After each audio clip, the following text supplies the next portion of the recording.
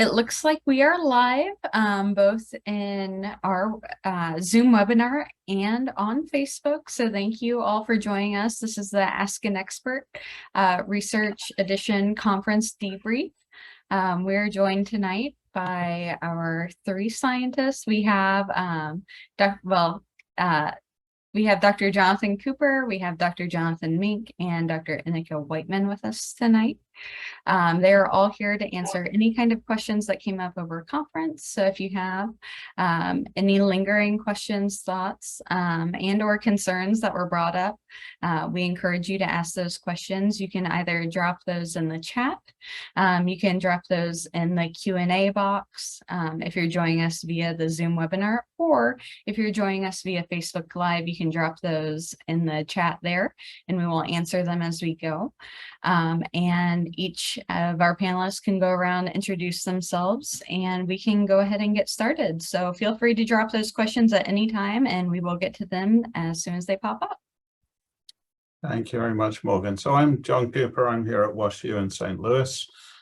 It's my fault that all of you are here because I organized the science session together with all the other speakers that was presented at the family conference. And while it was great we could all get together, having this collection of talks from all over the world, the hope is that those talks will be understandable to people so that you can get some insights as to what is happening. And in most importance is to give you the idea of how much research is going on.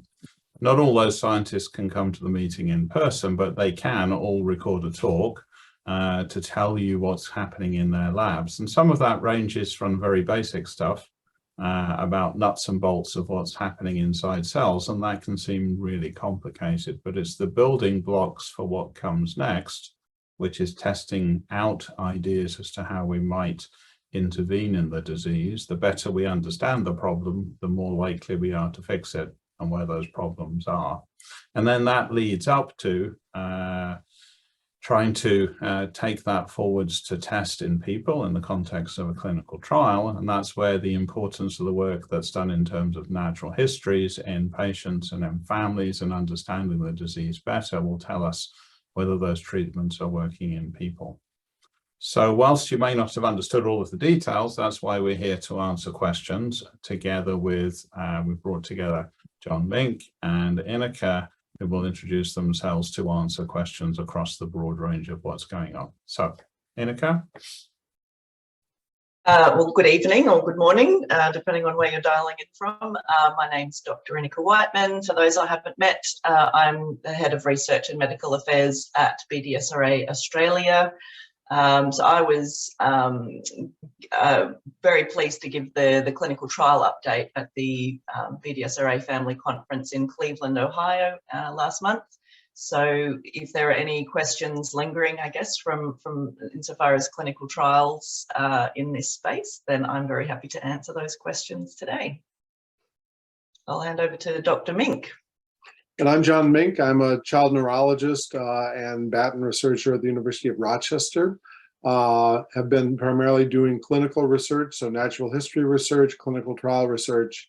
And I'm also a practicing child neurologist. And at the conference, I was part of one of the Ask the Doctor sessions about symptom management, but also involved in very much in following the research in the research day. And I'm happy to answer questions really about almost anything except the weather in Rochester. And I see we're also joined by Dr. Pearce as well. Thanks for joining us, Dave. Hey, yeah, I'm just really just a listener on this one. I think, you know, you guys have got it, you know, I think because I emceed the meeting, if anything sort of general just came up. And full disclosure, I hadn't realized until just a minute ago I was going to be on this. So I'm actually driving right now. So I will be off video. So nothing fancy like your the thing that you've got in the background there, John. That's okay. I'm here in Twin Peaks land and have been since the pandemic started. So. Right. Well, thank you all again for joining us. We do have our first question that's come in. So the question is, what is the possibility of regular seizures manifesting as constant or regulated anger. EEG shows no focus as such, but multiple strikes continuously. Yeah, I'm happy to address this. So it's not impossible, but it's extremely unlikely that seizure manifests as constant or unregulated anger. There can be seizures where there are kind of emotional components to them. Sometimes manifesting as laughter, sometimes manifesting as crying, but anger much, much less likely, particularly if it's constant. However, in children and adults who have epilepsy, if they have a very, what we often call a very active EEG, one where there are multiple spikes continuously, people will report that they just don't feel right. And particularly for children who have neurologic disorders, neurodevelopmental disorders, when they don't feel right, often that I don't feel right manifests as dysregulation or anger or aggression.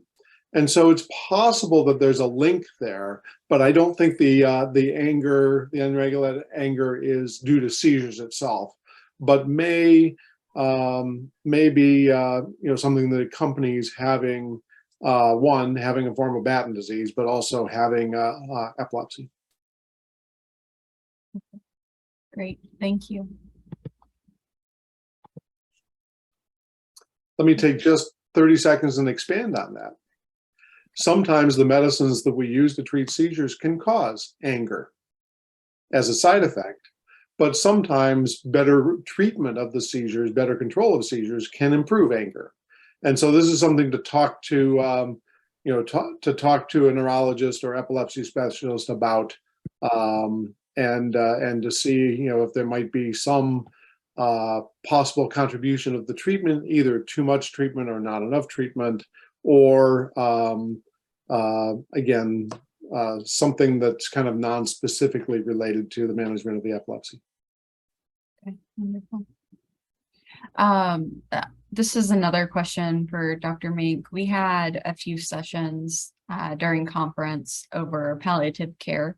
Can you expand upon what palliative care, what good that could be for families who are trying to manage seizures and or their care in that capacity, and what good that might do, especially with emergent technology? Yeah. So I'm a big proponent of palliative care. Sometimes there's a misunderstanding that palliative care is the same as hospice care or end-of-life care, but really palliative care, another name for it is supportive care. The focus of palliative care medicine is to really help establish goals from the individual with the disorder, goals from the family, and to work towards achieving those goals. And those goals can change. Sometimes the goals might be, let's get rid of every symptom. Sometimes the goals might be, well, the symptoms aren't so much of a problem, but we really care about maintaining quality of life and independence. And so the principles of palliative care are really around identifying what's important, identifying those goals, and making sure that that's always what's kept in mind, even though there may be focus on, let's change this medicine because the blood pressure is too high or too low. Let's change this medicine because there are more seizures, for example. What's the, again, what at the end of the day, what's important? And big focus on comfort, big focus on function, big focus on quality of life. And particularly when we're talking about children, quality of life isn't just about the child's quality of life, but children come with families. And it's really the function of the family and the quality of life of the family that we want to make sure we take into account. My particular philosophy is palliative care. A palliative care approach should be considered from the day of diagnosis. Because at the day of diagnosis, there's pain, there's anger, there's grief, there's fear, and a big part of palliative care is helping to manage all of those emotional responses to a new diagnosis, as well as the impact of that diagnosis on every member of the family. And so I think palliative care starts early. Once you have a plan, that plan's not written in stone, that plan changes because particularly when you're talking about different types of Batten disease, the goals change as the disease progresses. And so again, to always make sure, whether it's with a palliative care specialist or whether with another medical provider who just has a palliative care focus, to make sure that you're always kind of coming back to, what are the goals here? What do we want for our family member now, a week from now, a month from now, a year from now? And to always kind of revisit that discussion about what's important. Yeah, absolutely. I couldn't agree more, John, in terms of I think there is a stigma attached to this idea of palliative care and the confusion, that this is possibly, hospice care, but certainly supportive care is, I think, the more appropriate term for this. And I know anecdotally and, from the family experience that the families that have reached out to palliative care as early as day of diagnosis, certainly, are very grateful and, engaging with those services. And the families that sort of hold off because there's that barrier there, this sort of acceptance of, well, do we really want to engage with palliative care? Time and time again will say, wow, I don't know why we waited so long. We wish we'd done this earlier, because it really is, it takes that whole family unit into consideration as well. It's not about, this hospice care. It's very much about living well. Yes. And this holistic multidisciplinary management and very holistic management, not just of the child, the affected child, but that the family, siblings are incorporated into a lot of the care and management, and the education, resources for siblings, experiences for siblings as well, parents. So yeah, from my perspective, I couldn't recommend it highly enough for families that are maybe sitting on the fence as to whether or not they will engage with their palliative care services. I would certainly say to consider that and have the discussion with your clinicians. And I think there's often a misconception that the bringing in palliative care or initiating palliative care or supportive care is effectively giving up. And that nothing could be farther from the truth. In fact, yeah, I think palliative care is really all about hope and focusing on what the hopes and again, making sure what's important. Great. Can we discuss a bit about the emerging trends in research and what has changed between this conference and last conference as far as what we're learning right now in Batten?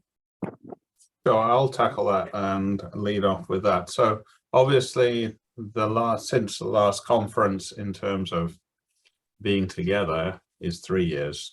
We have been having regular updates in between, and we've had updates from many of the same people. And the idea of putting together a session from everywhere was to show that there are actually an increasing number of scientists in an increasing number of places who are now doing research, and that falls into several different categories. The first of those categories is really finding out more about some of the mysterious events that happen inside cells when we have Batten disease. We all know that they're inherited, and we know that there are problems that focus upon a particular part of the cell, but it's remained mysterious what many of those actual proteins that are no longer present because of the mistakes in genes are actually doing.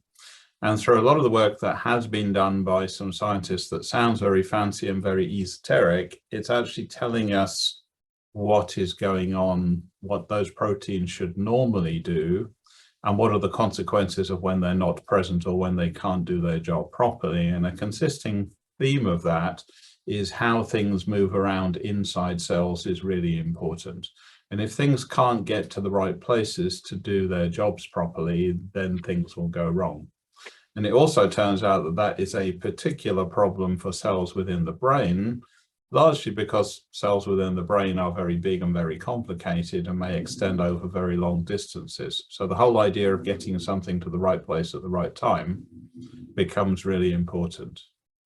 Now, the other things we're learning, particularly about what's going on in the brain, is how individual cell types are affected. And that doesn't just include the cells we think of as being the stars of the show, the neurons, the brain cells, which are the electrically active cells that talk to each other, but they're supporting cast. So the brain's immune system is turning out to be really important, like it's important in the rest of our bodies.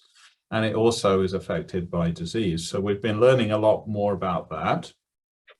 What we've also been seeing is the development of a whole new series of models for looking at the disease. And some of those relate to very simple life forms or comparatively simple life forms like yeast and slime molds, which are really important for learning some fundamental questions about genetics and molecular changes, but also better models for actually testing our ideas of therapy.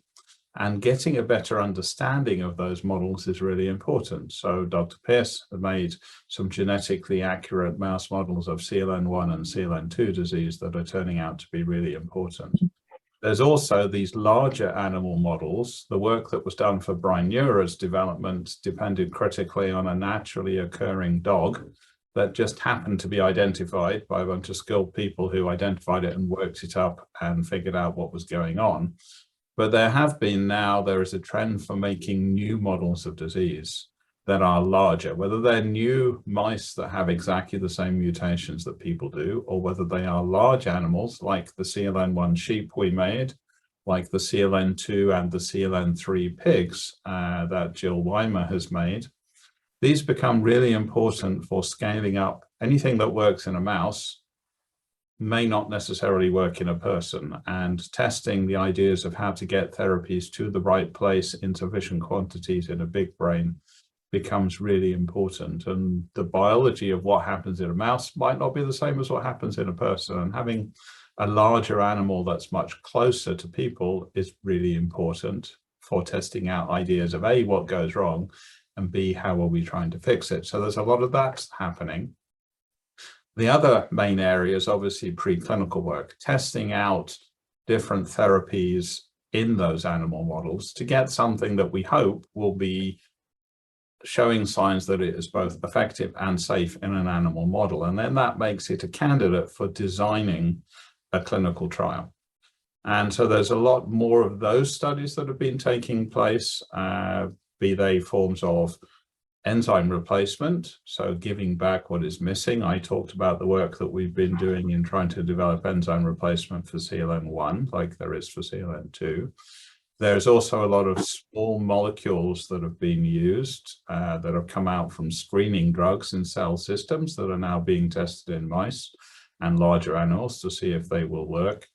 And the other main thing is obviously the gene therapy approaches, and they're being targeted to the brain, and that's being done in many of the forms now, including CLN5. There's exciting data that came from the sheep about scaling up the gene therapy that has led to the trial.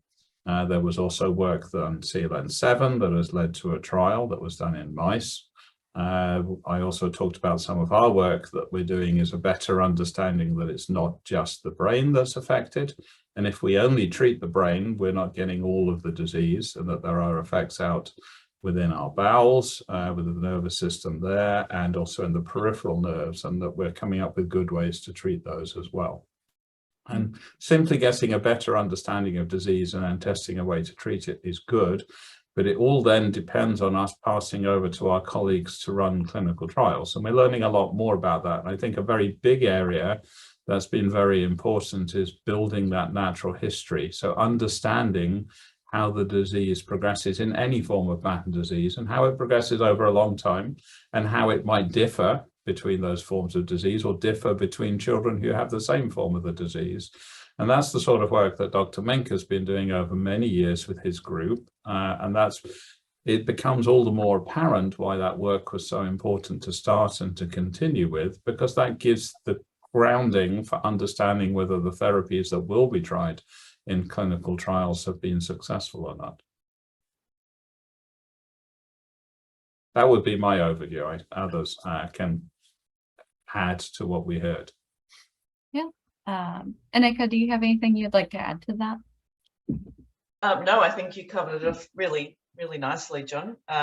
Yeah, suffice to say that, yeah, I think the recapitulation and, you know, how the disease manifests in humans is really, I guess, we need to be able to model that in different forms of animals, and not all animals display all of the symptoms, the suite of symptoms as we see in humans. So it is really important to, I guess, really nail down, you know, the right animal models for all of those things. So in order to move it from the laboratory into humans, it's a critical step. Yeah, and I think the other thing is to say that, yes, we have all been affected by the pandemic. It's affected our research.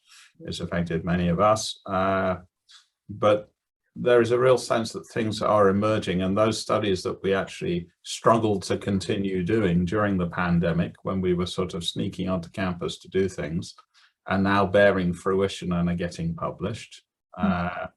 There is a lot more that is happening, and you know, I know this from having organized the big NCL conference last year. What we had and what we had to present, there were many more studies there than there were in previous years, and many more studies that were further along the development pipeline. So no, we're not where we need to be, and yes, COVID hampered us along the way, but there is, I think, a renewed sense that things are now moving along again.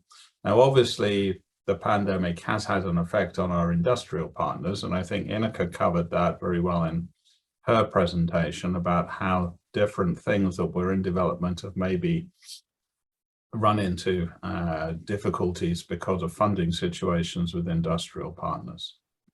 Right. And I think that that's an important thing to cover. Dave's going to say something here.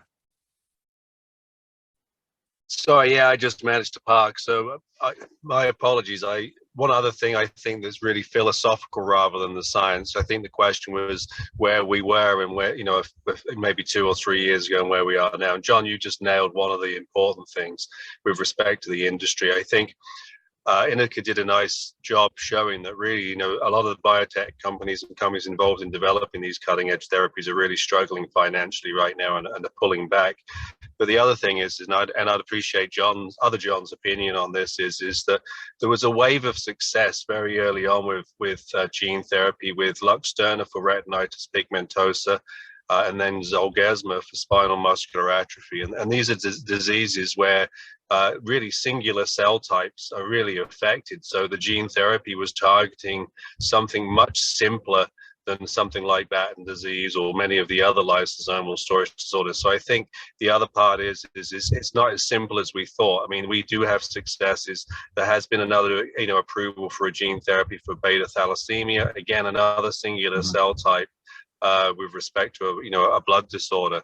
So I think, you know, there was a lot of hope 2 to 3 years ago. I think we still have that hope, but we've still got a lot of work to do with respect to it. So obviously, you know, that's not what the families want to hear, but you have to bear with us because we've got to get this right. No, I agree. I would agree with that. But just before we hand over to the other John, there's too many Johns involved. That's where having those other animal models has become all important, because understanding that the need to get therapies to the right places, and we're learning about new places, becomes all the more important that we can test out ways to do that. Yeah, right. And that's what's going to give us greater confidence of success if we can scale something up. And that's where, you know, our sheep and the pigs that have been made, I think, will be really important as tools for doing that. So, John.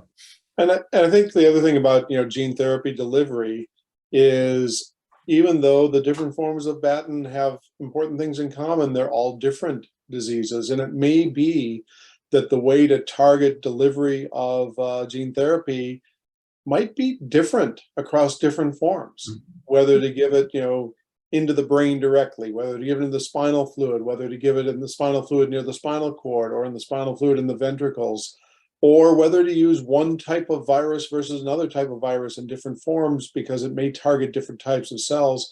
That's something that again, simplistically, a few years ago, I think everybody thought one approach would probably be fine, but I think we're learning that we're going to have to use different approaches, and it may be the combination therapy. So in spinal muscular atrophy, which is sometimes called the Lou Gehrig's disease of babies, it affects the spinal motor neurons. There's a molecular therapy, antisense oligonucleotide therapy, that's been shown to be effective. There's a gene therapy that has been shown to be effective, and there's some reason to think maybe a combination of the two may be the best treatment for some individuals. And so combination therapy is something that I think is increasingly on people's minds. Yeah. The other thing I found really encouraging and continue to find encouraging, I was actually at a meeting, there's a colleague of mine here who works on a cellular model of the retina in CLN3 disease. And one of her graduate students was presenting on her work, and she said, oh, and now we've been talking with Jill Weimer about getting pig retina and also antibodies against CLN3. And we've been talking with Sue Cotman about getting other cell lines. And so the amount of collaboration, I think sometimes I hear at the family meetings, I hear at other meetings that, you know, why don't you guys work together more? I think that scientists working on the different forms of Batten disease are working together and collaborating with each other more than ever. Yeah. And I think that that also really speaks well for the future of the field. Yeah, that's exactly what I was thinking too when John Cooper was speaking before as well. I think that we've almost bucked the trend in terms of, you know, what COVID has done, say, from the industry side. I think research has really marched forward.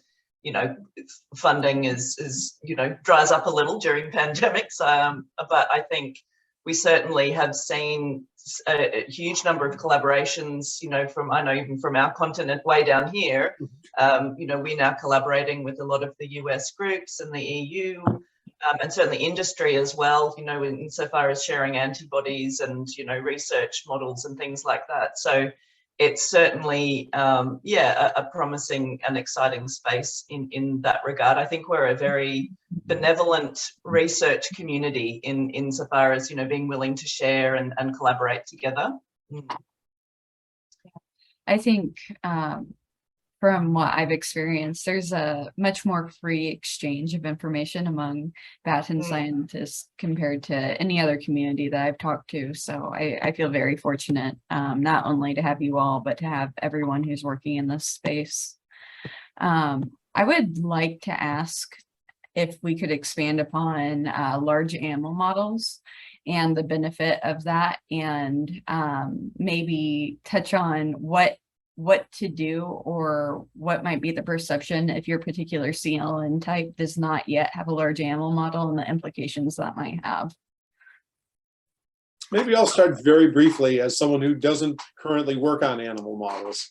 You know, I think there are a couple of things. One is our tools, our genetic tools have been historically most powerful in mice and other organisms, worms, fruit flies, other kind of simpler organisms, but for mammals, and we're mammals, really in the mice. But the mice have real limitations. The mouse brain, you can't really see the scale here, but it's a little tiny thing. And so if you're going to get a therapy into the brain and hope to affect the brain and the spinal cord, which in the mouse is a little tiny thing, and then you think about human beings where our brains are big and the distance from the top of our brain to the base of our spinal cord is quite large, you need to be able to get therapies that will get to those larger organs and across larger distances. And that's one reason the larger animals are important. The other thing is mice don't live that long. And for some of the disorders, particularly CLN3 disease, it may be that mice don't live long enough to manifest all of the symptoms we might expect to see. Larger animals tend to live longer. They have more complicated behaviors. And so it's hard to get a mouse to have seizures. The bigger the brains, the more complex the organization of the brain is, the more likely they are to have seizures. And similarly, vision. Mice, you know, they have black and white vision, and they mostly use it to navigate, but not to inspect closely. Whereas sheep, and I don't know much about the pig's vision, but sheep vision is much more human-like than is mouse vision. Mm-hmm. And so those are just some of the advantages. Monkeys, you know, monkeys are even more human-like. There is a monkey model, a naturally occurring monkey model of one form of Batten disease. Whether that will ever turn out to be an important model for therapy development or not, we don't know. But again, it's the behavior, it's what kinds of abnormalities the brain will manifest, and then it's the size. Well, perhaps if I can expand upon that. I mean, certainly John's covered some important limitations of mice and some very good examples of that. For example, CLN3 mice don't have the same retinal problems that children with CLN3 do, whereas the pigs do go on to develop a visual problem. And so there are certain species-dependent differences in how mice metabolize drugs, and what their physiology is like can be quite different. However, having said all of that, they're a great testing ground for us as scientists to have wacky ideas and try them out. And something, for example, that has shown promise in a cell in a dish, trying it out in a mouse gives us a bit more confidence that it might be something that's worth taking forwards, because there are lots of different ideas and lots of different things we could do and things that we could test out, other than the obvious enzyme replacement or gene therapy or something to combine with those. And when we're selecting something to move forwards, we have to have confidence that it's going to work. So testing it in mice that we understand very well, despite all their limitations, can tell us some really important things. And if you know what you're doing analyzing mice, you can actually come up with some very interesting and relevant disease important phenotypes. Like we've just recently shown that CLN2 mice really do have seizures and they drop dead because of them. You know, things like that become very important, and we can test things out and effectively weed out approaches that don't show promise to select things that could move forwards. So if there isn't a large animal model of your disease, you might think, oh, well, I can't, you know, we're behind the, you know, the curve there. There are still a lot of things that need doing and testing and figuring out that can be done in mice. That is very important work that needs to be done. There is still, I believe, the importance to try and generate those models. So we're now in a good phase where we can actually make those models. We can select the genes that we want and the particular mutations and make them. And there are well-designed and well set up methods for characterizing those animals. Our work in sheep, we use MRI studies that are done by clinical MRI people that are very similar to the sequences that would be run in patients. There are good behavioral tests in sheep. You might not think of them as being particularly smart, but there are good things you can do in them. So it is now possible to design and make and characterize a large animal model relatively efficiently. There are pluses and minuses to doing it in a sheep versus doing it in a pig versus doing this in, you know, having a dog. And there will be, as with everything in science, there will be different camps of people who favor one or the other. But we are at the stage now where you can do that. You know, we decided some years ago that if we were going to make proper progress with the work we were doing on CLN1 disease, we desperately needed a large animal model. And it was unfortunate that the naturally occurring dogs that were identified weren't possible to breed from and make a colony like it was for CLN2. And that's why we took the time and the effort planning ahead strategically to make our sheep. And we were able to do that and do a thorough job of testing and characterizing them to work out ways of how their disease progressed, so that we then, when our gene therapy was at a better place, we would be able to test that, which we're now currently doing, and to be able to test the enzyme replacement, which we have done and shown some promise with. So it's a question of trying to coordinate efforts and resources to think about providing models for those other forms of the disease. Are they absolutely essential? The answer is no, but does it increase the confidence that something that works within a mouse, you can then have a practical testing ground for improving it and scaling it up? Yes, that is better. Yeah. And when you say confidence, can you expound on that? Well, there are many, many things that have been tested in mice, which then got tested in people, which then didn't work. And the reasons why are not quite clear, whether they're down to differences in mouse metabolism, or whether that mouse accurately models the disease, or whether it was simply a question of scale and trying to get a therapy to insufficient quantities to all the places where it needs to be. And some of those things you simply can't do in a mouse. So if you can scale it up and show that it does work in a larger animal species, whichever it happens to be, you would then have at least you've crossed that practical bridge of how you go from small brain, small, simple brain, to a larger and more complicated brain. It's important to bear in mind, there's still a gap and a bridge that goes from a dog to a person, or a sheep to a person, or a pig to a person. But at least you've had experience of testing out what those limitations and practicalities might be. And the work that was done in the dogs that tested the enzyme replacement was crucial for the design of the trial that was then run in children for CLN2, and that's where we got to that point. So at least in some ways, it gives you a chance to test those ideas out further with the end point in mind that you want to run a trial in people. I guess one of the Yeah, cons I think- of the large animals is they are so much more expensive. Mm. You can buy genetic mice that people have developed. You can keep a large number of mice in a relatively small space. The bigger the animal, the more space you need. And most laboratories are, or I'll say many laboratories are well equipped for doing mouse work. There are very few laboratories that are equipped for doing sheep, pig, dog work. And particularly for the sheep and pigs, you have to find a big, a big place that not only can you do the research, but you have people who are knowledgeable about animal husbandry for these animals. And again, I think that is that's a potential barrier because much more expensive. Yeah, as I said, and the complexities too of running the behavioural tests and the cognitive tests and motor testing, for example. And it's much easier to do a rotarod test in a mouse than it is in a sheep. Not that you do a rotarod, or running a maze for a mouse is significantly smaller than a maze for a sheep. But I guess in terms of confidence too, I think we're starting to see why the FDA require 2 species when we're moving into from preclinical animal models into humans. They generally require proof of concept in two different species to ensure that what we're seeing in terms of treatment effect really is something that we can be reasonably confident that we might see in humans as well.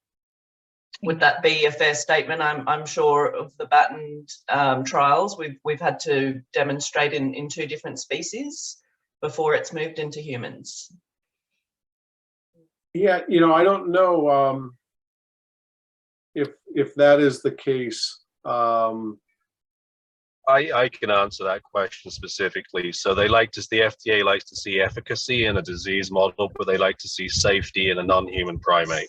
Yes. So Right. so that's the two species. So for the gene therapies that have gone ahead, they do scale up of different dosing into the non-human primates to show that there's no harm with respect to the toxicity with respect to that.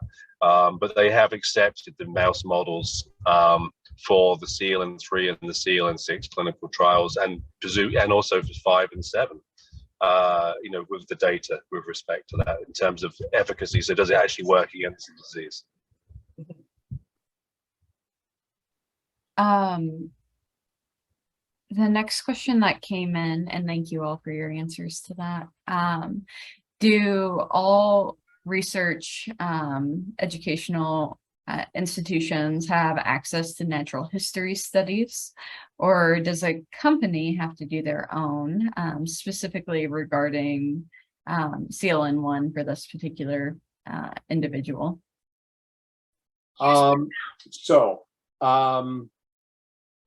There have been natural history studies done in several forms of Batten disease. I will tell you for CLN1, there are natural history data that have been collected here in Rochester as part of the DemChild European Consortium, but there are natural history data that live some other places as well.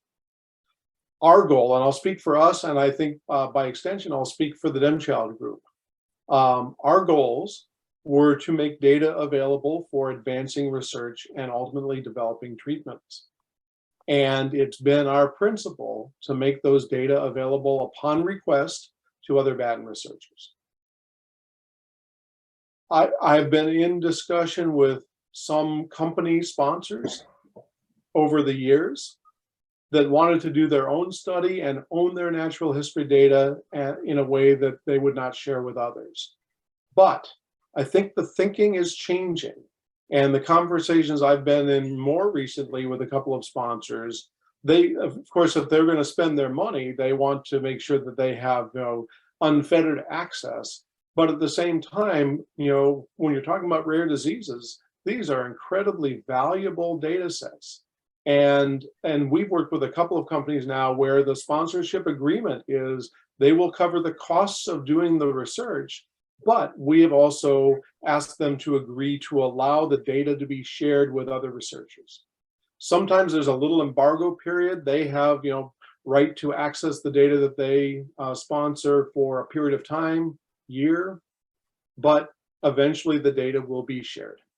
And so the data that have been collected with government funding, with agency funding, and by agency I mean like the BDSRA, for example, other voluntary health organizations, the intent has always been to make those data available to other Batten researchers.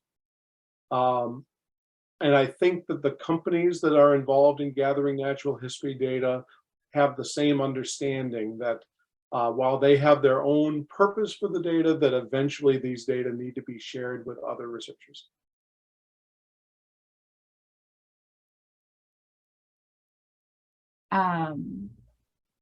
Yeah.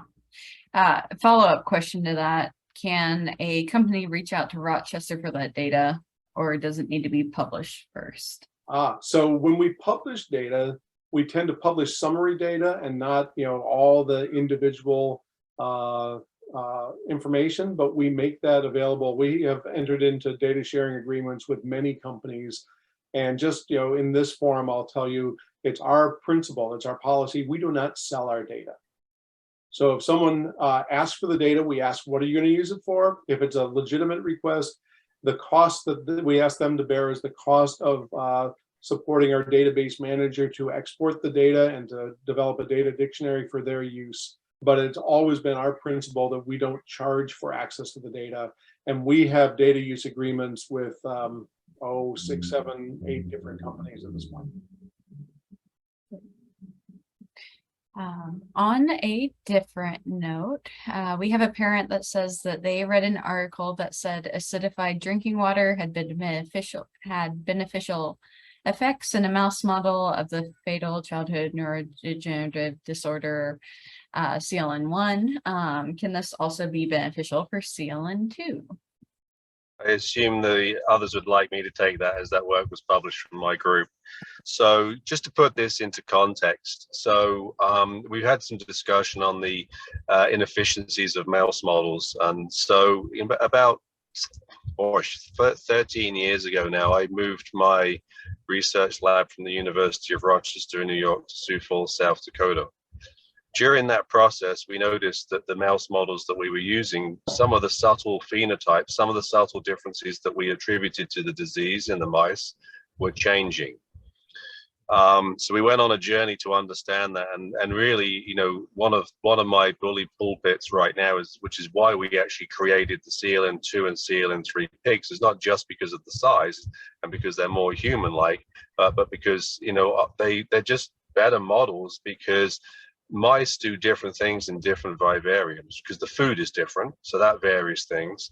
The environmental conditions were different, and that causes different things. So we've published a series of papers not just on band disease, but on regular mice, showing that the vivarium is very important. Serendipitously, at one point, our vivarium manager decided to change the water that was in the bottles in all the cages from just regular tap water to acidified tap water. And again, this changed the way some of the mouse behaviors were manifesting. So cutting a long story short, if you think about what does acidified water do? Well, it's just still water, but it changes what what goes into your gut. So the key of this is that you hear a lot about something called the microbiome. So basically every human being, as I understand, has about 5 pounds of bacteria floating around in this. Can you believe that? That's called the microbiome. And it's very essential to a lot of day-to-day cellular function, physiological functioning. So anyway, the mice would behave differently because the microbiome changed, because if you change the gut in terms of the acidity of the water you're funneling into it, it changes the the bacterial content, and that influences the behaviors and the phenotype in the mice, to the point where it seems to have some benefit in at least 2 of the models, the CLN3 and the CLN2 mice. And we believe that's because, and John Cooper can step in on this, is because we know there's an inflammatory response. We know the immune system does play some sort of role in this disease. It's not the be all and end all of the entire disease, but so the theory is that potentially if we start modifying the microbiome, which is probably a more efficient way of doing this in individuals, but it's a huge lift to do some sort of trial like that. So John Mink can sort of talk about the logistics of how complicated clinical trials are in Batten disease themselves. So really, there's something there in terms of acidification of water, in terms of the disease, and maybe changing the pH somewhat of the digestive system, but we got a long ways to go to understand it. And I'd be lying if I had any sensible suggestion on the basis of that. And then again, John Mink is more qualified as a physician, but I'd be surprised, John, if you've got a suggestion on the basis of this. This was really an academic finding that's which is annoying as much as anything, but justifies the fact that we've got these larger animals that we can have a better control of. But I will tell you, early data showing if we manipulate the microbiome in the pigs is showing that, again, the disease in the pigs does change. And I want to just put a shout out for Sanford and Jill Weimer for paying for those big pig models, because they are bloody expensive, as John pointed out. So we human beings like to have a good balance between acid and base. We live with a pH of 7.4, which is ideal. There's a window around that where our enzymes, our organs, everything functions okay. And through a process that we like to call homeostasis, we defend that vigorously. And so Coca-Cola, 7-Up, I don't know what it is you're drinking there, Dave. Is that acidified water? Soda pop like that is very acidic.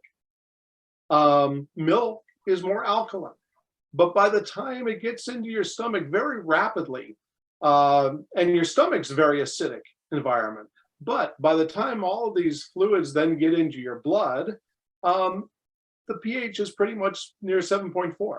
And so we have lots of mechanisms for buffering until or unless you overwhelm that system. And so if you're drinking highly acidic water constantly, you're probably going to be a little more acidic. If you're taking Tums all the time, which is alkaline, calcium carbonate, if you're taking Rolaids all the time, your pH is going to get a little more alkaline. And if it tips the balance too much, then your kidneys don't work quite right. You get kidney stones if you're too acidic, for example. Your stomach, if you're too alkaline, you may not digest things or may not kill off bacteria right. So, what Dave Pearce said is absolutely true. There's really good evidence that you can manipulate the microbiome, and I think there's good reason to believe that altering the microbiome may be beneficial in some situations or may be protective in some situations. We just don't know for human NCLs whether that is a big difference or not. But it's a very, I think, important set of hypotheses. I would say one last thing. So acidic water is terrible for the enamel of your teeth. And so my advice to parents of children is stay tuned. We may learn something, but don't do it now, because the likelihood of actually causing unintended consequences to teeth, to your esophagus, to your stomach, to your kidneys is not high, but it's also not zero. And so until we know about the safety in human beings, I wouldn't recommend doing it. Yeah, I was going to say something along similar lines, along the basis that what this highlights for us as nerdy scientists who do things in labs with mice is that you have to be really careful how you do those studies. You have to be sure that when you're doing them, you're comparing like with like and you have the right controls, and that everything within those studies is being compared fairly to something else. And it shows that something as very simple as changing water or changing what the mice eat can have a really big difference on a whole range of things that happen to them, how happy they are, how fast their disease progresses, whether some of the things we measure come out to be exactly the same, can be very different. And that's why it's really important that when you do the studies, you're comparing like with like. And that's why we do tend to do everything within one kind of closed system, doing them exactly the same way. So it's kind of interesting from a basic science idea that if you fiddle around with these things, you can change. But it's more a warning note for scientists that we have to do it right than it is a signal for parents that they should run off and do something particular. I mean, we have to be extremely careful now that we're very interested in bowels. We're perhaps focusing our study less on the microbiome studies, less on the microbiome itself and more on the biology of what's happening to the neurons in the bowel itself. Because we know they die, nerve cells die in the brain, and if you have nerve cells in your bowel and they have the same basic underlying biological problem, they're also probably going to have a bad time. And we're focusing our attention on those.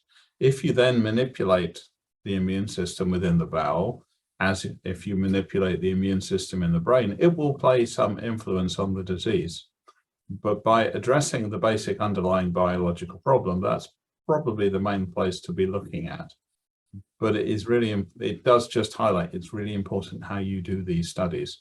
They all have their limitations, and if you don't do them carefully, then you won't necessarily learn something meaningful. I think, yeah, really, really good points, John. And I think, you know, from a pragmatic point of view, I know there are a lot of very savvy parents out there who are across a lot of this literature and will see studies like this and wonder how transferable it is, you know, an animal finding like this is into the actual daily, you know, activity and living for their child. John Mink, I think you address that really well pragmatically too, because I know there are going to be questions for all of us today. You know, can I put my child on acidified drinking water based on this paper?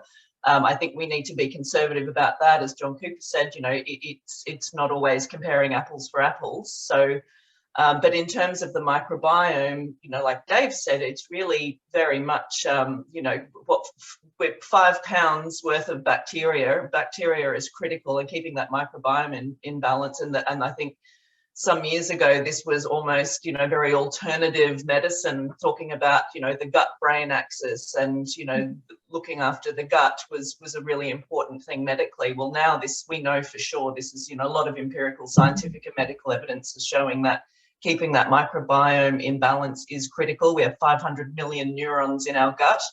I'm just thinking from a pragmatic point of view, John Mink, what would you say about just general gut health, you know, things like probiotics and other sort of, I guess, less harmful things than acidified drinking water on our enamel and things?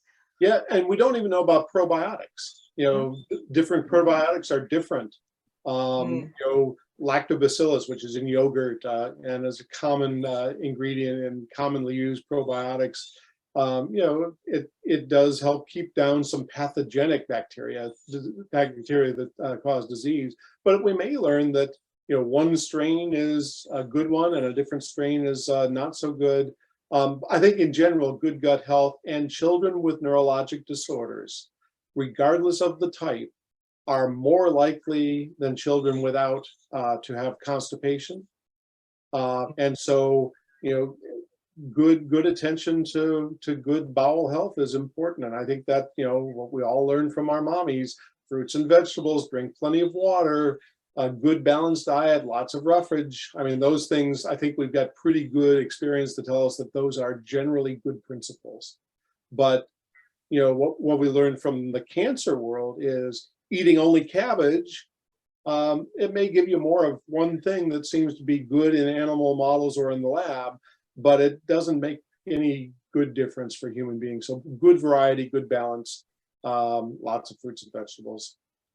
Yeah, just to add that, so that, you know, we did prior to this particular study, we've shown in all of the mouse models for Batten disease, there's a difference in microbiome. So a CLN3 mouse has a different microbiome than a wild type mouse. We haven't been able to understand what that is. When we first made this discovery, I went to a couple of big microbiome international meetings, and these guys, it's unbelievable the amount of data that they have. They see in the forest for the trees. Literally, we have thousands of bacteria different types of bacteria. And we, as John just pointed out, even when, when it comes to probiotics, we don't know what the benefit is if you change the number of these different types of one species of lactobacillus. There's literally hundreds of changes in these Batten disease mice, and we have no idea what that means. So, it could be some kind, compensatory, it could be helping the immune system, it could be hurting the immune system, could actually have nothing to do with things other than that we do have that same knowledge that the phenotype of the mice changed.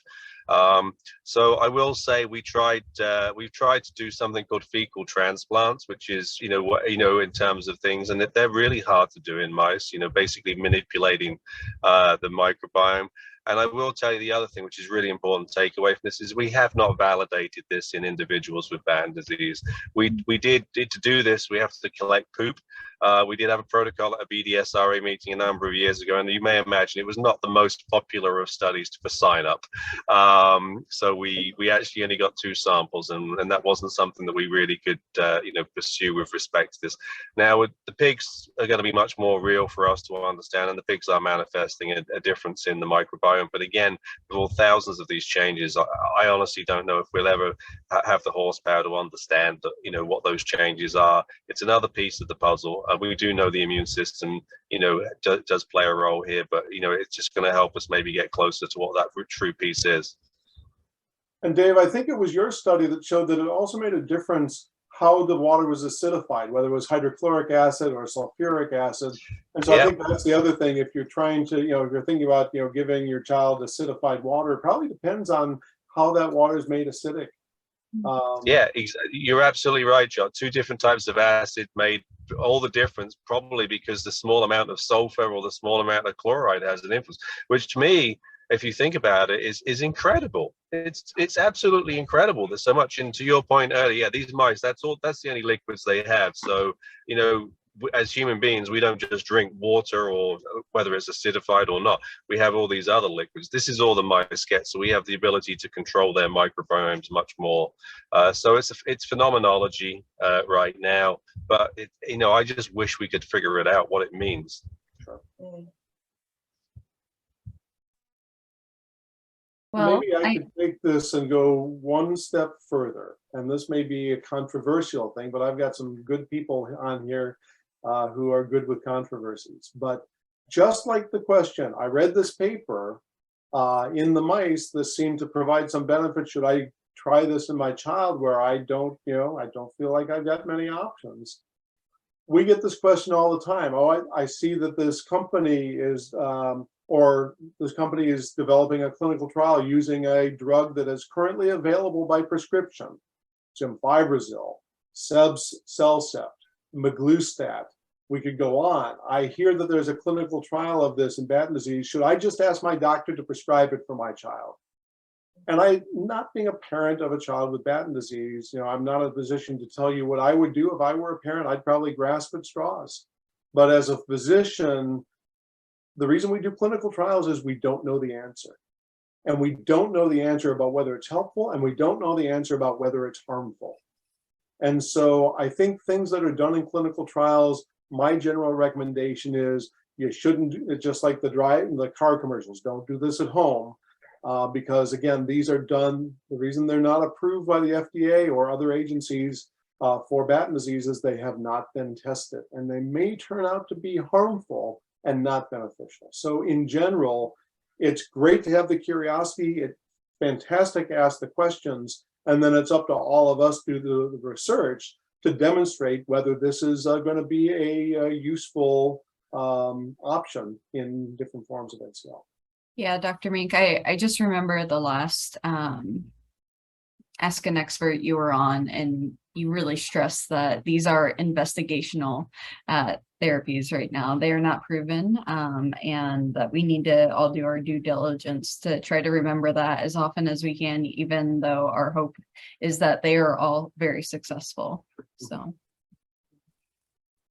I think that brings us to the hour. So I do just want to thank each of you for joining us tonight.